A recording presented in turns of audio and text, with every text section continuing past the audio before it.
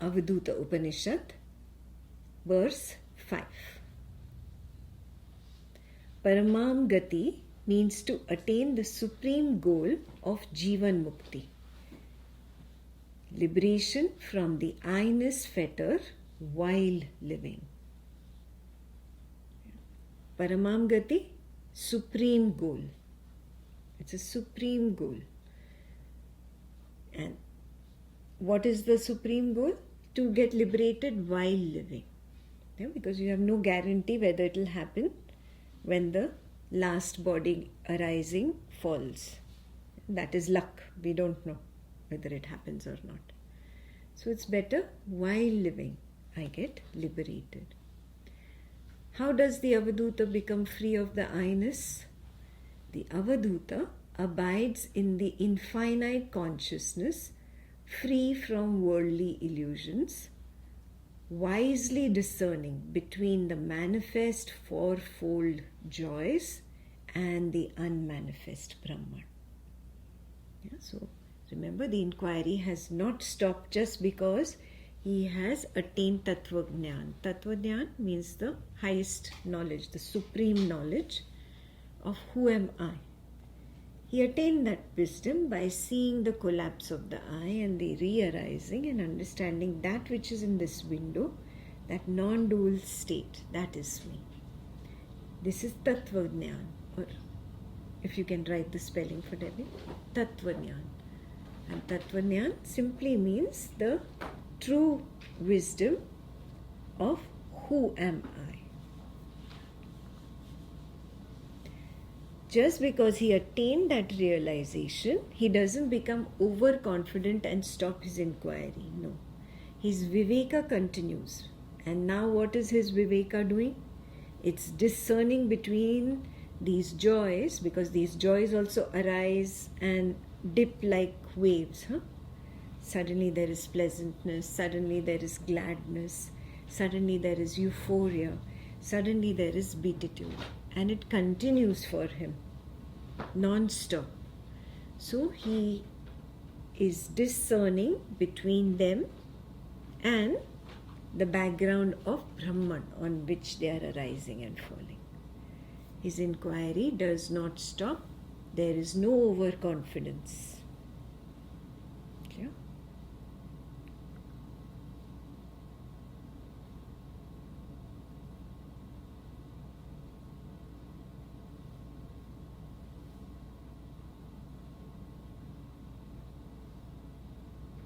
First paragraph is clear. Moving on to the second. How does he discern between manifest and unmanifest? The manifest is known by the indulgence of the I. Pleasantness, gladness, euphoria, and beatitude are seen as altered states of the mind, perceivable, tangible thought forms that draw the I into identification. He can recognize their magnetism. Yeah? Oh, I am feeling so blessed. Oh, I am feeling so happy. That. He recognizes the I getting pulled. He recognizes the magnetic effect of these four joys or four spiritual identifiers. And he maintains the distance. Basically, he's stronger than the magnetic power of these four joys.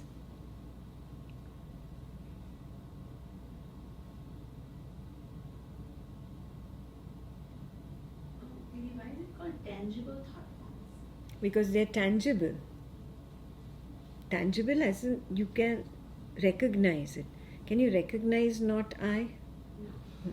It is intangible, imperceivable. So he has to keep his stand on that which is imperceivable. It's so hard. For you, maintaining sense of I which is very much perceivable is so hard. Just imagine, he has now been promoted to a higher level. Responsibility is also higher. To keep the stand of that which is imperceptible, intangible, it's very hard. That is why these are considered as tangible thought forms. pleasantness, gladness, euphoria. So easy to perceive them. What are they arising on? What is the substratum on which they were risen? What is the substratum on which they collapse and disappear? That is imperceptible. Yeah? That is why he has a harder job than you have. Harder job. Yeah? For him it is now between manifest and unmanifest. For you it is between two manifests. It's like unmanifest at the beginning. Huh? To be in the witness seems very Like, unmanifest, yeah.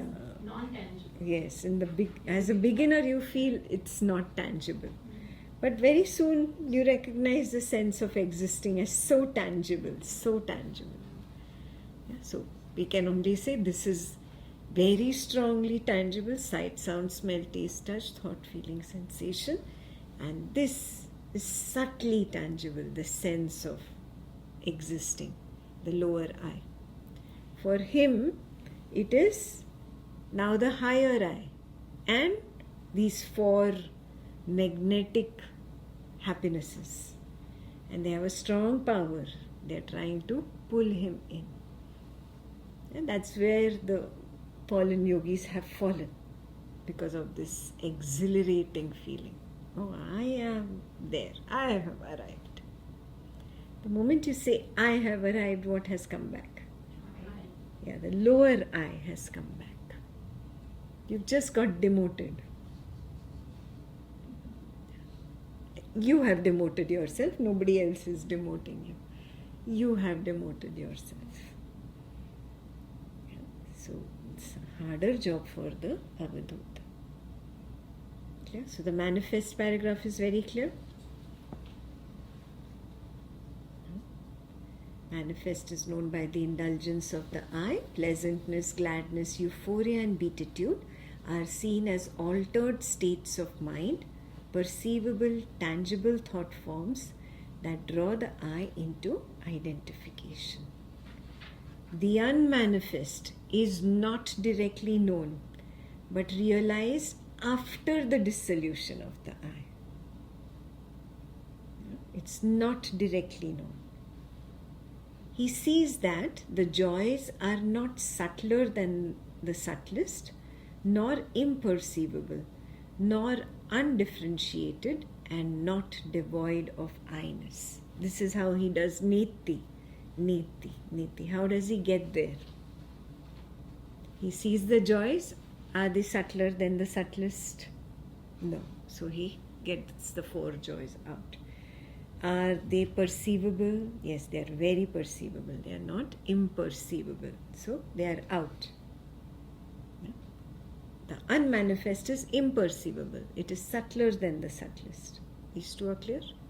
Third, the unmanifest is undifferentiated. These are very clear differentiation. Pleasantness, gladness, euphoria, beatitude.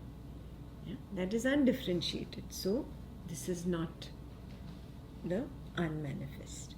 And lastly, here there is an I, a sense of existing that can be pulled in by that euphoria, that can be dragged in by the beatitude. Yeah? There is no I. So he has to constantly discriminate. So Viveka goes on. You cannot say my job is over. This discernment or discrimination goes on. Debbie is like, lot of work. This is a lot of work. I thought it was going to culminate sometime. With the culmination of the body. Yeah. Oh boy.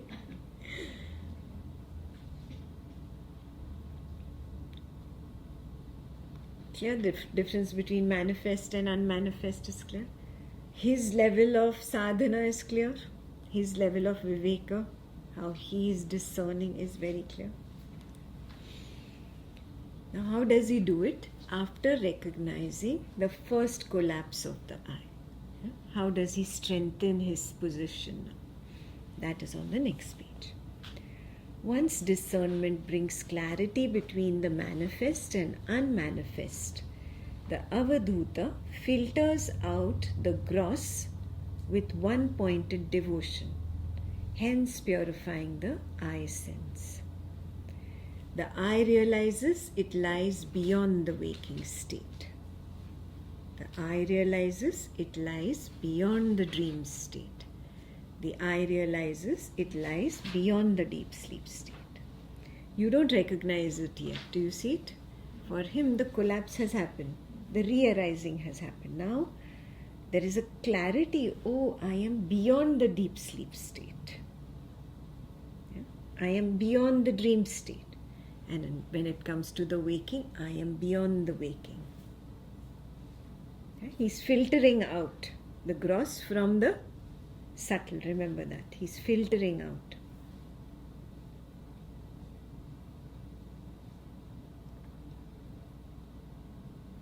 So here the I realizes it lies beyond the waking. This I is still the lower I? Yes, it's the lower I. Now the lower I is getting over ignorance.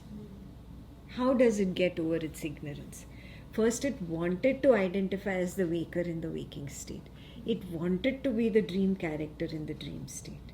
It wanted to be the deep sleep darkness. Now it says, no, I am beyond.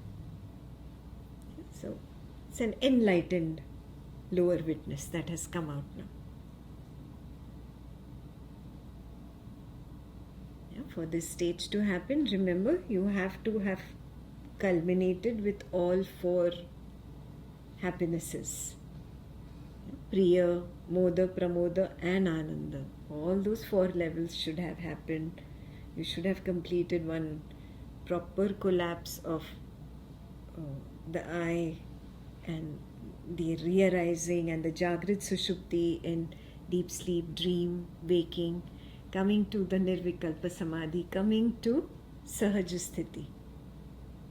Now on the next, the ignorance is now starting to fade away. So can we say that now his I that was Turiya has now become Turiyatita? Yeah, it knows that it is Turyatita. Now this is the way it's knowing. It's kind of, it's just happened. It's processing the information now. So now it is accepting, oh, I lie beyond the deep sleep. I am beyond the dream. I am beyond the waking. What did I think earlier? I was the waker in waking. I am the deep sleeper, dreamer and waker. I wanted to be.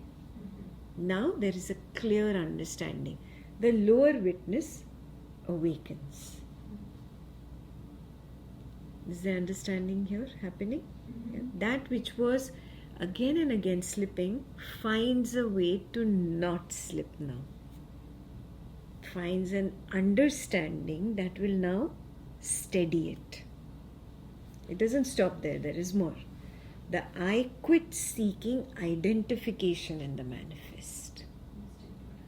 Yes. Now it's saying I am beyond. It is not saying I am the waker. It's not saying I am the dream character. It's saying I am beyond. Yeah, so it's not seeking anymore. Yeah, that is the magic of the four escalating degrees of happinesses. Now you have to keep telling the I, but the I is not convinced right now that I am not the waker. Do you see that? Very quickly it slips into the waker's body, as if it finds a way inside. Don't you feel that? Yes. And then as if it comes out. Yeah, it's a crazy feeling to see. Yeah, the same thing happens in dream character. You become the dream. You become the whole dream thought. And suddenly you find yourself as if like a ghost, whoosh, out. Witnessing, oh, this is a dream. Yeah, you can actually feel that crazy movement and think you're going nuts. But it's true. What happens here in this case, there is no more trying to go in and become that. There's a clear distancing, standing apart, willfully, voluntarily, without effort now. Without effort. Without effort. That is why it is not seeking, no? That is without effort. Now it's not seeking identification in the manifest. That is how it becomes effortless now.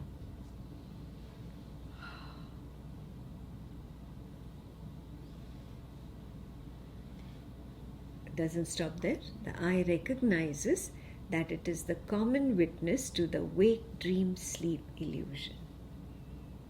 Yeah. You had recognized it in bits and parts. One day you recognize I'm the witness of the waker, next day you recognize I'm the witness of the dream character. Many years down the line you recognize I'm the witness of the deep sleep darkness. All happening in fragments. This is happening all in one go, getting out of the deep sleep where the non-dual state has been embraced. Getting out of the deep sleep, this is all happening in one cycle. There is recognition, I'm not the deep sleeper, I'm not the dreamer, I'm not the waker, I'm the witness of the three. And there is no need to seek identification in either of the three. This is all happening on that outward journey. Clear? That is why it is effortless. You had to put three fragments together to say, I am the common witness of wake, dream, sleep. This in one single whoosh, one cycle. Okay. This is the true Turiya Avastha. The I awakens to the first level of self-knowledge, Turiya Avastha, the fourth state. Finally, it's like, oh yes, this is it. It's like a confirmation stamp. Yeah? Till now you were not 100% getting convinced by your own seeing, and you finally get convinced. This is like that. That's why it's called the first level of self-knowledge here. So he's still not at Turyadita. This is just No, he has recognized. Now it is how ignorance, when it happens first time, you start processing it and understanding it. This is the processing happening now. After the collapse and the re-arising and embracing Turyadita, now Turiya has come out of it, no? Turiya was the one that disappeared into it. Now that which has come out of it, it also has to process what happened.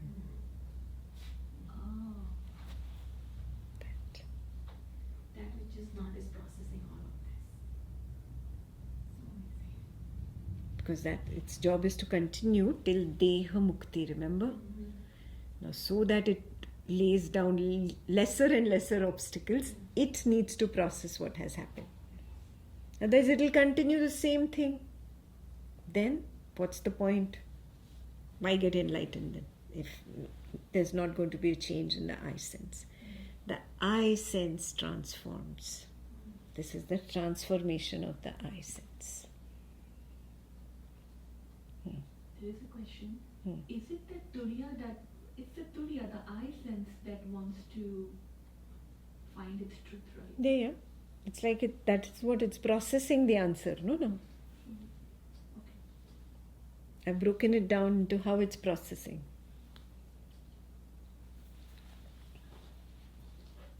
Okay. Moving on to the next paragraph.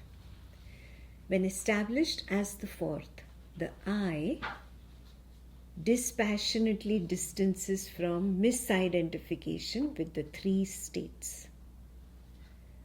Positioned dispassionately afar, awakens the second level of self-knowledge, where the disentangled and stand-alone I merges into pure awareness, Turyatita. So now in this cycle, it is actually recognizing I am merging. The first was a surprise. Now it is processing that information. Oh, I am the drop. I am going back into the ocean.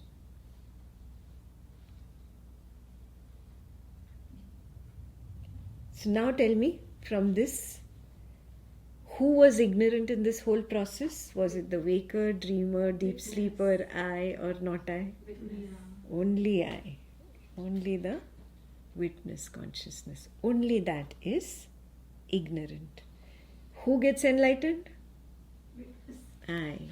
The witness consciousness gets enlightened. Very important to understand this. And remember, it's a big surprise for that. Really? Really? Really, really, really? So it's processing that whole information. And you can recognize that whole processing. Yeah? What has been recognized has been written down. You can recognize that whole processing. And then willfully it merges into not I. Then you will not struggle the way you are struggling so much. Because it wants to now merge. The baby wants to sleep in mama's lap. It has recognized it is mama's lap. It wants to embrace that softness, that warmth. Yeah, so it's not afraid anymore. It's not looking for identification anymore. It's not gathering any illusions anymore. It is at peace with the newfound truth. Now it's ready to merge. Yeah, that is why it just stays in its natural state. And I explained natural state yesterday. Stays at the background beyond the sense of existing. Yeah, those who are there, I'll do a little exercise with you. See if you can recognize it in open eye. And see, maybe you can get a glimpse of natural state. Because that is what propels it to want to merge into the mother's lap.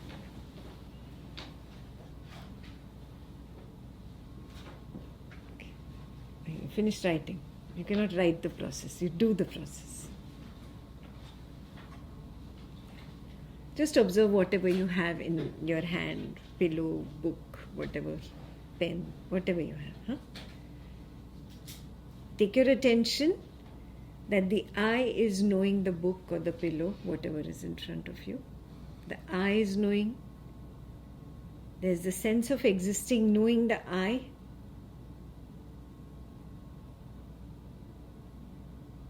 And there is something else knowing both.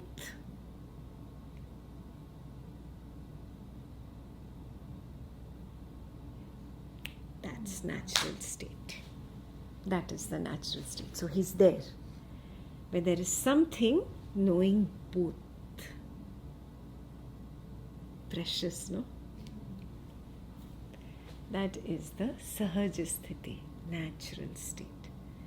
He has reached there and now he maintains that continuously.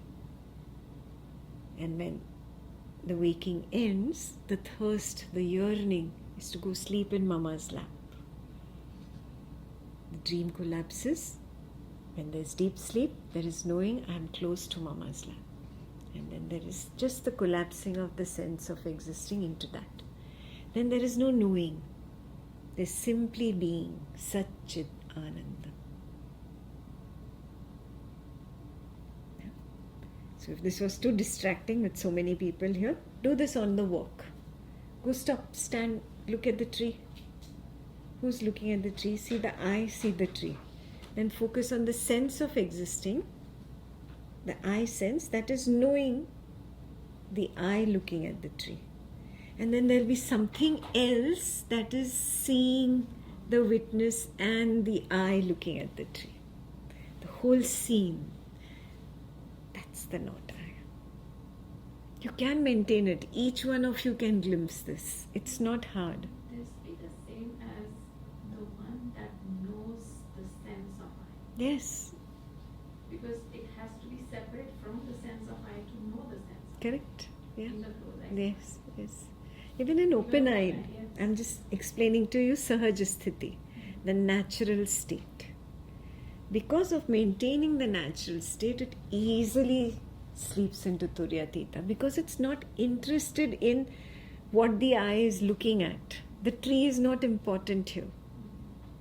Even the witness is not important here. Where is the attention? On that. Yeah, that which is knowing the witness, recognizing the eye, seeing the tree. The whole thing.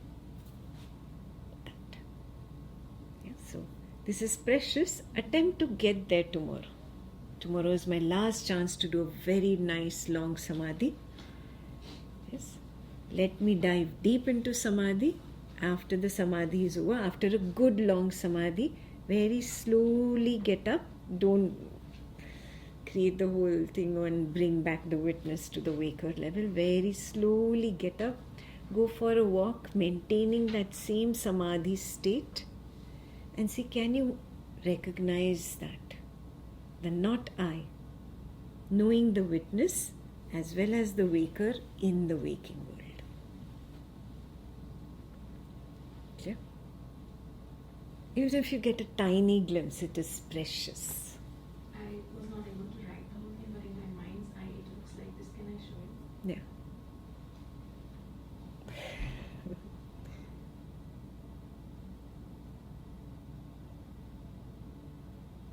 What is knower of I? No, the I is the witness. Hmm. The witness knows the I. But then all three are seen by the one that is beyond the witness. Yes. Is Yes, yeah, that is correct. Yes. If it's too much I, sight is your problem. Yeah, don't use I and that. Keep your eyes closed and listen to the AC sound. Yeah.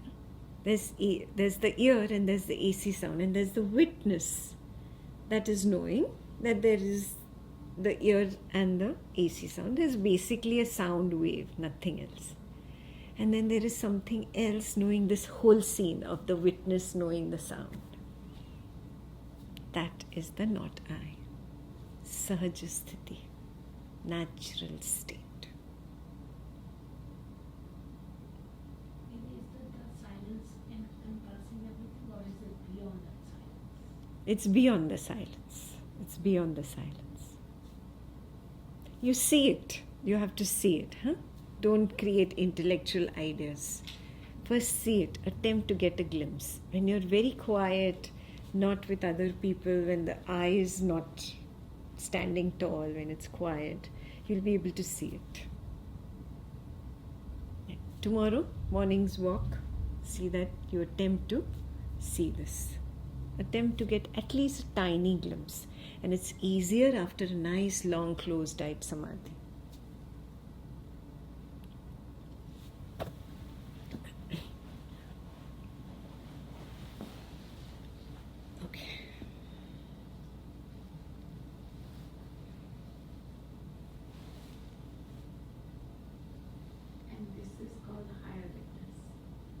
Yes, the not I.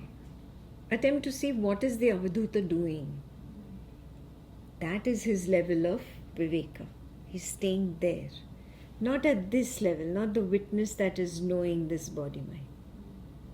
Yeah? Not the witness that is knowing. That which is knowing both. The work gets harder, huh? So come on, you better become an expert at this first. Okay? So that is the meaning of dispassionately distanced. There.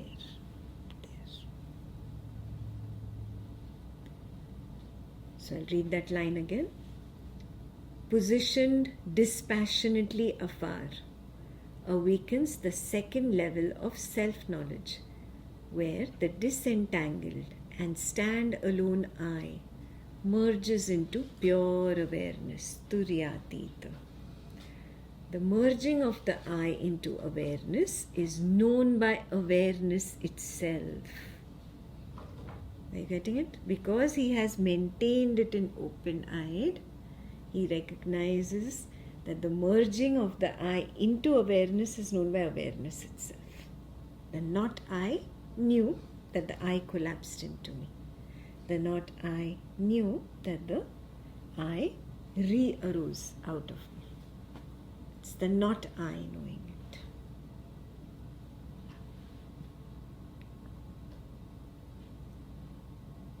Yet the most beautiful line there is knowing devoid of a knower. It's not a knower you can point out to. It's not a knower you can sense. Yeah? You cannot sense it. It's imperceptible.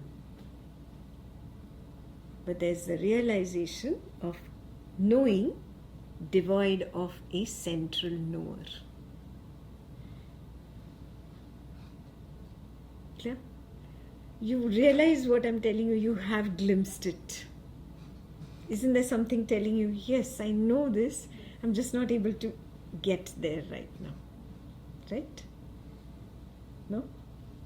When you're silently walking out, you'll be able to see that I have known that this I sense is also being known by something else.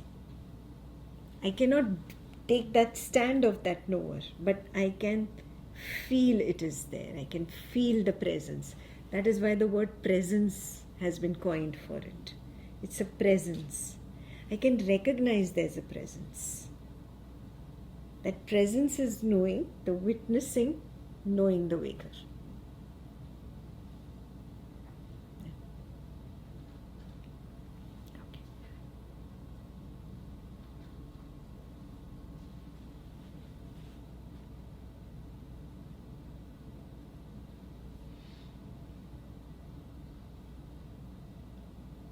Good. That page is good. Can I move ahead? Next page.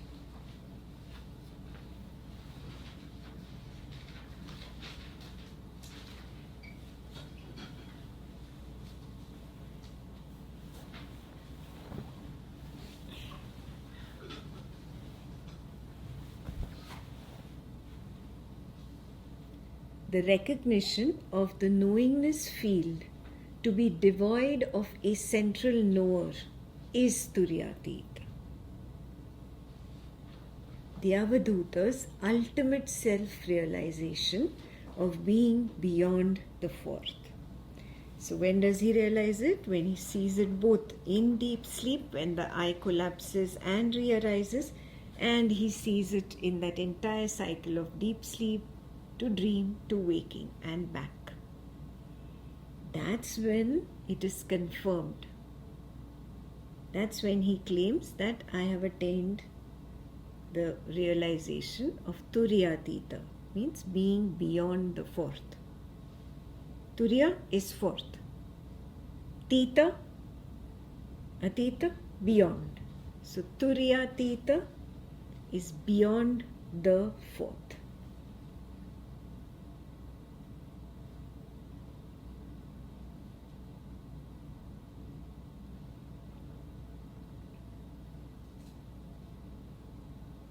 Yeah, so he doesn't prematurely announce I have reached there. When Turya gets completely convinced, 100%, realizes it in the entire cycle, wake, dream, sleep, then only is that proclamation made. Not before that. Till that, no, I still have to get there. What translates the first level to the second level? Turya's self-realization of its nature of nobodiness, non-belongingness, non-doership and non-experiencership. Yeah, so yesterday we wrote on the board Asmita, Mamata, Karta, Bhokta. So Asmita is I-ness. Yeah? And nobodiness is Shunyata. Zeroness, Shunyata.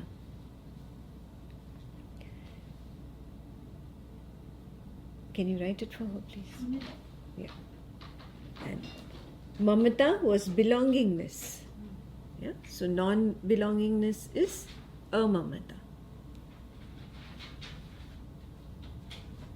Karta was doership. So non-doership is akarta.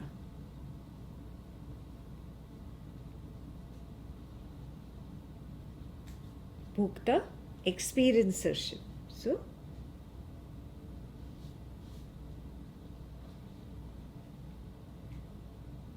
nirbhokta, what is the word? I've forgotten.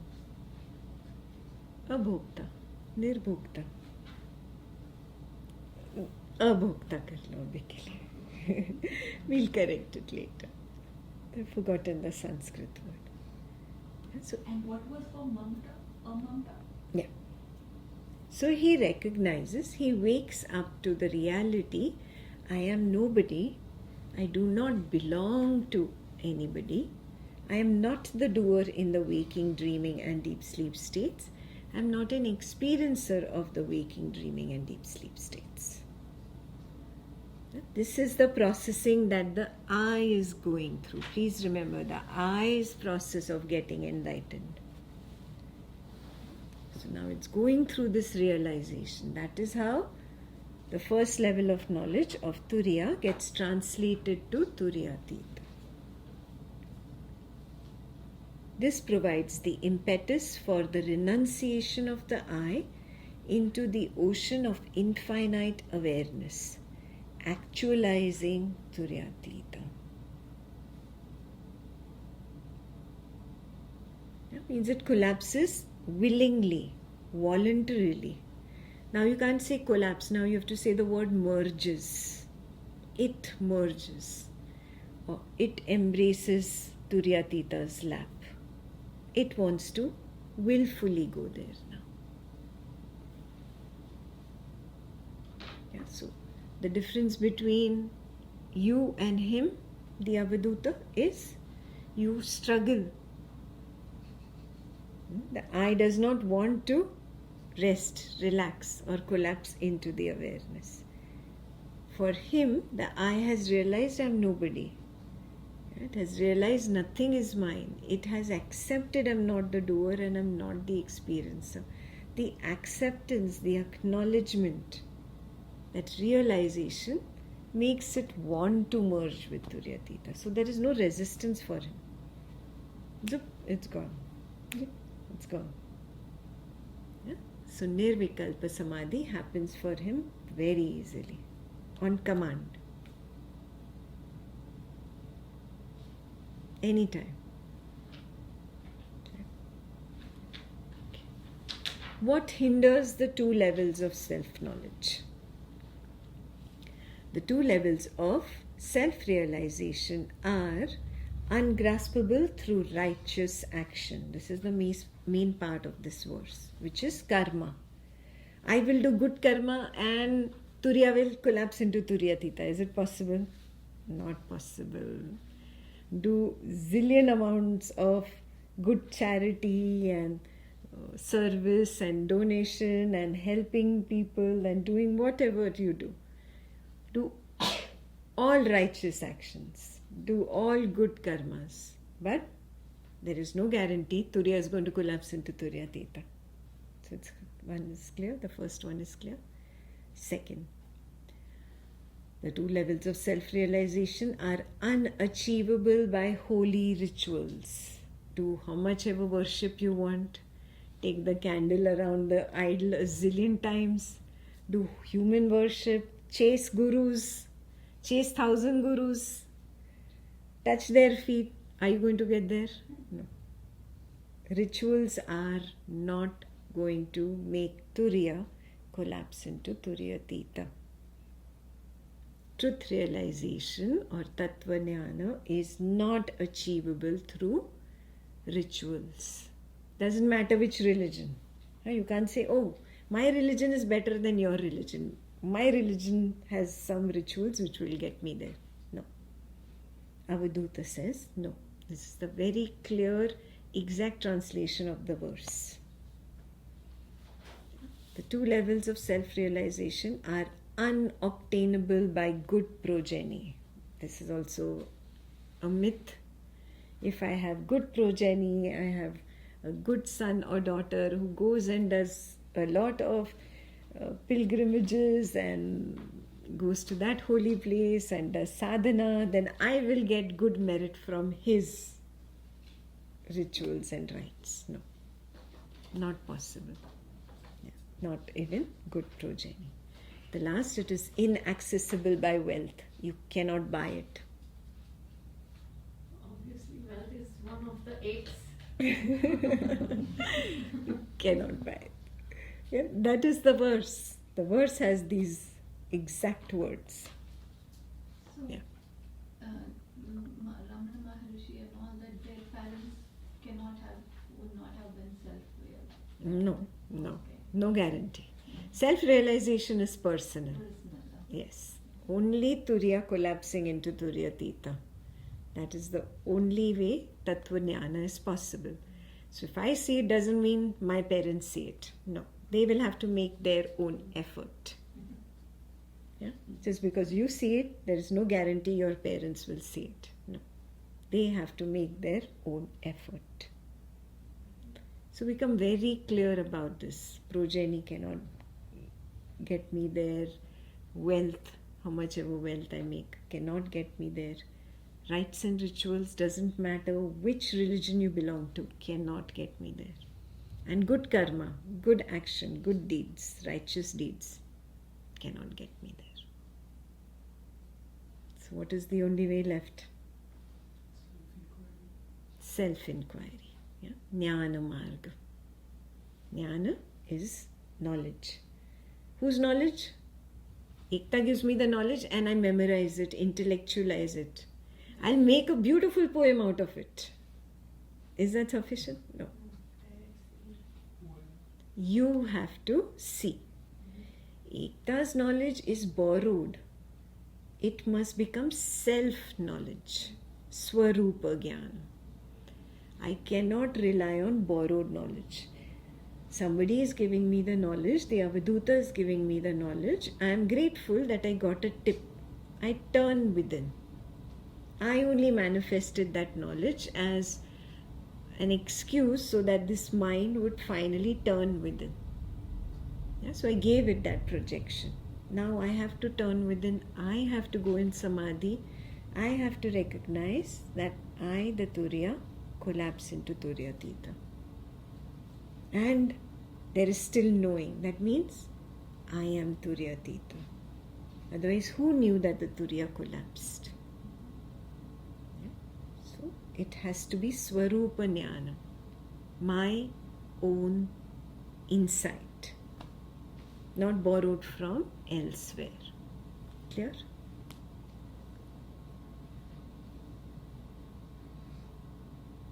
Maybe I like that here Avadhuta has described that it cannot be graspable by righteous action, holy rituals, all that. Even the witness, the lower witness cannot be grasped by these righteous action, this holy rituals, or my daughter can't grasp it for me. Yes. Or for herself. I mean, she has to go through the path on her own. Even Yes. the wealth, like Yes. $20 for 5 minutes of witnessing. It's not possible, right? She's funny. Vending machine, huh? Witness vending machine by Maheshwari. No, but I'm just saying that we are talking about higher witness, that we can't have access to higher witness with all these. Even lower witness cannot be accessed. Correct, absolutely. 10 on 10. Not possible, not possible. Yes, so very important to see. Why? Because these bind the I with the snare of false identification. When you are lost in karma, good karma, good karma, good karma, what happens to you? Craving, Huh? lobha. I am so great, I did so much karma. Ego boost you get. Do you recognize that ego boost? I am so good. See, I am doing so much karma. I donated this camera to Jnana Sangha. I donated the lights to Jnana Sangha. I. Do you recognize the I? Very important to see that. So righteous action cannot get you there. Rituals make you feel I am great. I do 2 hours of idol worship every morning. And you, lower mortal, you waste 2 hours on the internet in the morning. Yeah? So, I, ego boost. Only ego gets boosted. There is no collapse of the I into Turiyatita. Same with progeny. Oh, my son is so good. My daughter is so good. They have reached there. Arey, what have you done? Wake up. You need to get there. You need to get there. And wealth. You become billionaires. Can your billions of dollars buy this special scene? A billionaire will have to come and sit like this only, just like a simple person who just makes basic salary. He has to go through the same knowledge. Clear? So none of it can buy because the I gets identified with these. Only that can take you there, which makes the I free. And what can make the I free? What can make the I free? Exactly. Withdrawal. Uparati. Withdrawal from all of this. Then the I becomes free. It's turned inwards.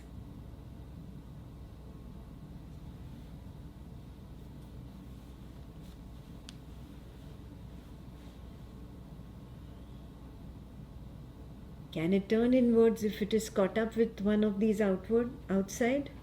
No. You can't say, I want the rites and ritual also and I want to turn inwards. Turiya should turn towards Turiyatita. Will that happen? No, you're trying to put your feet in two boats going in opposite directions.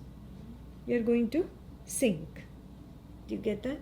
You have to take your foot off this boat, put it on this boat and fully turn inwards. There is no shortcut. No shortcut. Don't even think about it. No, I'm going to find. Nobody found, but I am very intelligent. I will find a way to keep my foot in both the boats now. Boats are going in opposite direction. You're going to sink. Very, very clear? That intelligence is limited to the body, which is limited to the waking. Yes, beautiful. So she's saying that intelligence of just going with the wealth, progeny, holy rituals, righteous actions, all that is limited to the body. Yeah, that is limited to the waking. And where do you want to go? Beyond the waking, beyond the dream, beyond deep sleep to the fourth. How will you go beyond if you're stuck with a rite, ritual, a person, or something that is limited to the waking? Not possible. Yeah? Waking is the first, dreaming is the second, deep sleep is the third, and Turiya is the fourth. You want to go to the fourth. If you keep holding on to the waking, can you go to the fourth? Not possible. Yeah? If you climb a ladder, have you seen how do you climb a ladder? On the lower rung, you put one foot. You put the second foot on the second rung. You have to take your foot away from the lower rung. You cannot say, oh, this helped me go up, so I'm going to carry it with me. No. You have to let it go. So treat all your rites, rituals, pilgrimages, whatever you did, idol worship, guru worship, everything that you did at the body level, mantra chanting, some music, dance, whatever you did at the waker level, treat that as the elementary school, the primary school. Now you are going higher. You are going to university level. You must leave school behind. You cannot take school with you to university. Yeah? So it's a very important pointer here by the Avadhuta that one must relinquish all attachments to the first if one must go to the fourth and beyond. I know it's heartbreaking for some. You're so attached to your rites, to your rituals, to idols, to gurus, etc. Debbie says, no, I'm not.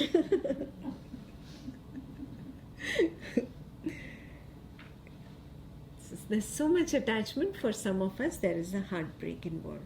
And it is part of your journey. If there is heartbreak involved, take it in your stride. I have to leave school and I have to graduate. How long am I going to do that which was not capable of taking me to Turiyatita? earlier I was ignorant, I didn't understand, but now I know. Now I know. So now, slowly, I must gather the courage to drop all of these. Okay? So those who have not dropped yet, your homegoing instruction. Number 1, attempt to let go of all kinds of actions and attachment to actions. Not just righteous, even unrighteous actions. All actions are just happening. I am not doing. 2, let go of all rites and rituals that came through religious practices. At that time, maybe it was required as part of your flow. In school, we learn some things and then we have to let those go when we go to university. Like that. We let it go. Yeah. Drop it. All rites, rituals, religious texts, ideas, conditionings, everything that came with it. All must be renounced. Slowly and gradually, but definitely, certainly. Okay. 3rd, don't think your good progeny can get you to enlightenment. Do not rely on any person in the waking world.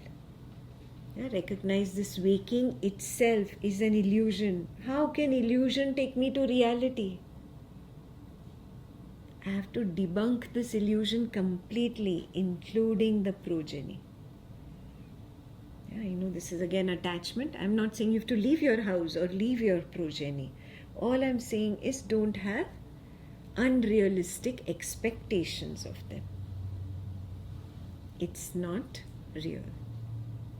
Okay. Lastly, don't think that you can buy your way to enlightenment. $2,000, instant enlightenment. It's a spiritual shop. It's meant for somebody who was trying to find a shortcut. So they are ready to fool you. You should be aware. Yeah. Because there is demand, there is supply. Please don't blame the spiritual shopkeeper. He opened that shop because you wanted to buy it with wealth. Recognize that one who has gone to the 4th, will he care for waking wealth, which is limited only to the waking? Do you realize you cannot take your $1 million and multi-million dollars to the dream? Do you recognize you cannot take them to the deep sleep? You can't take this body even to the Yes. And you are so conceited about that which is limited to just a few hours. Wake up to this truth. And those who are insecure because they don't have wealth, what are you insecure about? Look at those who have the wealth, they cannot take it. What are you feeling so poor about or insecure about or feeling not, I don't have enough? No, you've created a story. So this is for both. Wealth cannot give me the highest truth, the supreme truth. Paramam Gati is not possible to be attained by wealth. Yeah, because that lies beyond the little limited waking in which there is wealth or lack of wealth.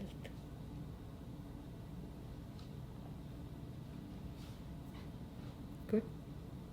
Yeah, very important lesson to learn from here. Anything that forms a snare of identification for the I cannot take it to the supreme goal.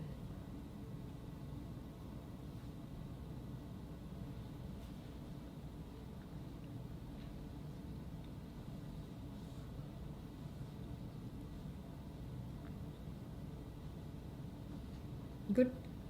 That page is clear. That is the main part of the sutra, of this verse. That's the main part. Yeah. The next page explains how one can get lost in that snare of identification.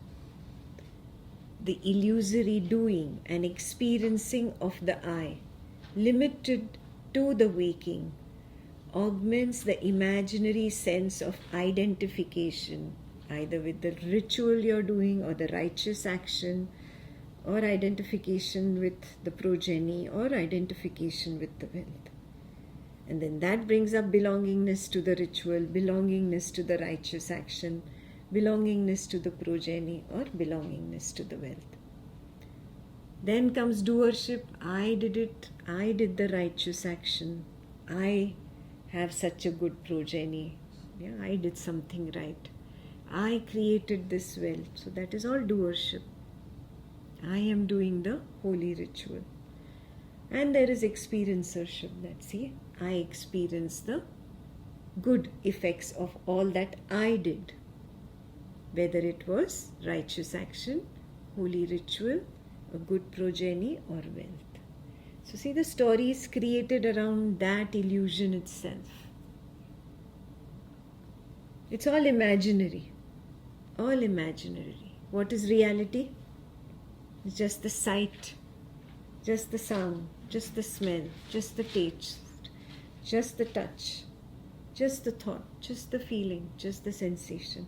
One arising in any given instance. I don't even see two of them together. Memory sews them together and creates a big story of I am doing a righteous action. I am so good. I will get good karma from this. All this is story. Memory is putting all these individual arisings together and creating a story that I am doing this holy ritual and God will bless me or do some miracle for me. No. You've created a story. You've just created a story. Reality was just one arising in any given instance. Okay? Recognize these stories just go on and on. My good progeny will get me enlightened. No. There is no such possibility. Each coordinate of consciousness is responsible for its flow. Something is coming from the flow. It is meant for me to learn something from that. So it is for me, not for the other for the other coordinate of consciousness. However close that coordinate of consciousness might be to me, it has its own flow. I have my own flow. Waking up to this truth is very important.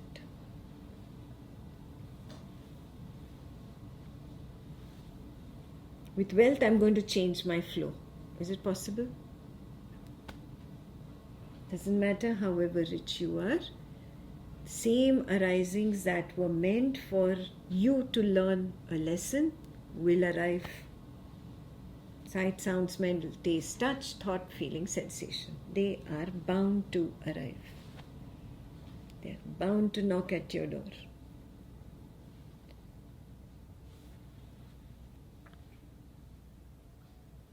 So get out of this self-view. It starts with identity, moves to belongingness, moves to doership, moves to experiencership. It's a web, spider's web. Have you seen? Yeah. It traps an innocent little insect. It didn't even know what it was getting into. The spider's web ensures that it kills that little insect. This is a spider's web. Asmita mamata karta bhokta. Very important to recognize this.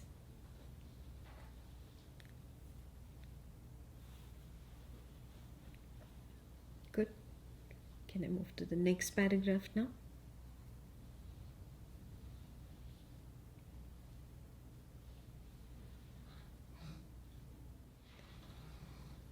Waker identity, self-view, feeds illusory dreamer identity, misidentification, which nourishes the sleeper identity, confusion.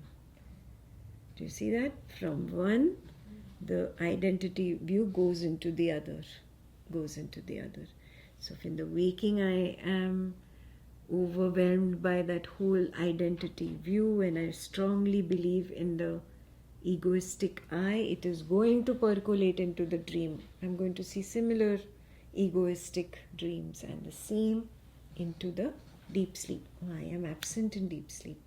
Who's saying I am absent in deep sleep? The waker I is saying I am absent in deep sleep. Yeah, so self-view is very strong. That is why this witnessing is not able to separate itself from the waker view. It's a self-view created.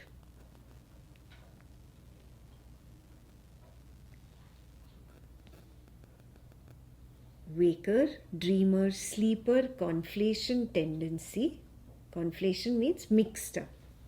Yeah, it's mixed up now. Waker, dreamer, sleeper, conflation tendency holds the I captive to the misery of the three self-deceptive, mithya-like, unreal appearances or states. Yeah, that identity, it's a mixture of three identities, and it keeps you captivated.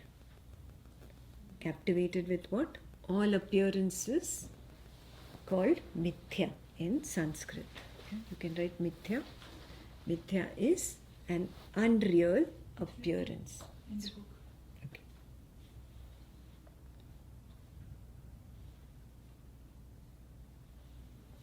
Come to the last paragraph. Very important. It's like a warning that is being given here. Yeah? So the Avadhuta is being warned. What is he being warned? Only the transcendence beyond the three can enable the fourth and beyond the fourth. Hence, waking, dream and deep sleep, related apparent body-bound and illusory mind-bound observances must be renounced. Must. Yes. What are observances? All these practices, rites, rituals, religious books, religious items. Otherwise, you will start attributing your realization to something wrong, like a holy ritual. You'll attribute your self-realization to good karma. You'll attribute your realization to good progeny. No. This is all wrong attribution. Yeah, so he's given this warning. Waking, dream and deep sleep related, apparent body-bound and illusory mind-bound observances must be renounced. Comprehending clearly that entanglement with the first, second and third will hinder moving to the fourth and beyond. Yeah. Comprehending clearly is non-negotiable. It is non-negotiable. Clear? So you understand at what level the Avadhuta is. And a warning is given to him. Why? Because any moment he can slip down. He has attained something so high, so precious, that a warning is in order. That if you take your eye off that target, you are going to collapse. You are going to go back down from where you came. Yeah? So not to lose sight of the truth. And what is the truth? That none of these rites, rituals, observances, anything limited to the waking can take me to the Paramam Gati, the supreme goal. Not possible. So even after you say it, don't falsely attribute it to anything limited to the waking. Very clear? This verse is very clear. Maybe, but there are also stories that people get enlightened through bhakti. Is bhakti limited to their waking? They forget this. Meera forgot the body. She would not eat. She would not do anything. She was constantly lost there. It's not the singing. She was gone. Where was she gone? She went to the witnessing, and the witness collapsed in Turyatita. Yeah. It's not just singing the songs that is going to get you enlightened. You sing Michael Jackson songs then. What's the difference? You should be able to get enlightened. Why singing songs of Rama is different from Michael Jackson?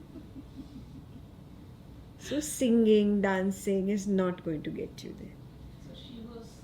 Yes, the knowledge was there. The realization was there. Jnana coupled with the bhakti can take you there. Jnana coupled with yoga can take you there.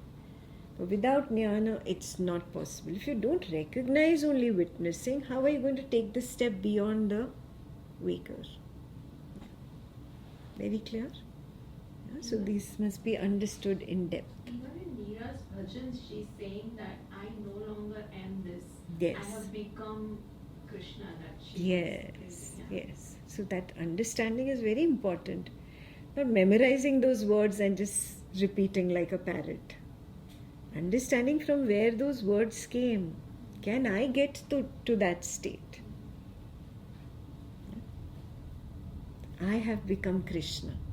I am not Meera anymore. Don't call me Meera. That's how the bhajan goes. Nobody should call me Meera anymore. I am Krishna. Understand it. By memorizing it, you're not going to get there. By dancing to it, you're not going to get there. Otherwise, though Michael Jackson was enlightened. That means collapse, the I collapsed into the... Correct, yes. Jnana is non-negotiable. Jnana, knowledge. Yeah. It's okay if it is borrowed in the beginning, but it must become my self-insight. Swarupa Jnana. Only Swarupa Jnana can take me there. Not even borrowed knowledge can take me there.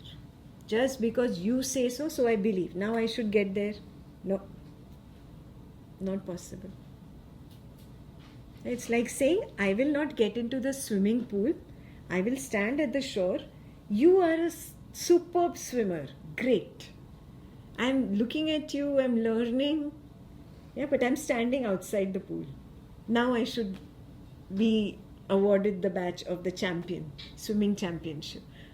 No, you didn't even get into the water. You want that swimming championship? Get into the water. Very clear? Jnana or knowledge is non-negotiable. Okay. That ends verse 5.